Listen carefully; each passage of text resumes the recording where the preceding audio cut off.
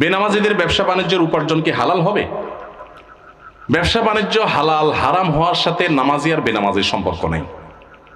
হালাল হারাম হওয়ার সাথে উপার্জনের পদ্ধতি, উপার্জনের প্রক্রিয়া, হালাল হারামের যে বিধিবিধান সেটা মেনটেন করা না করার সম্পর্ক।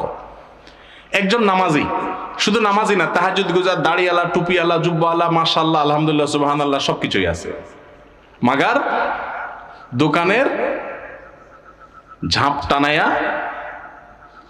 দেশি মসুরি আর ইন্ডিয়ান মসুরি মিক্স করে, এরপরে দেশের মসুরি বলে বিসমিল্লাহ বলে বিক্রি করে। হালাল হবে না হারাম হবে? হারাম। কথা বুঝেন নাই? বিসমিল্লাহ বলে দিছে, কিন্তু আবার পাল্লা উঠাইতেও বিসমিল্লাহ, আবার দেখবেন পলিথিনে ভরতেও কি, আবার হাত দিতেও বিসমিল্লাহ।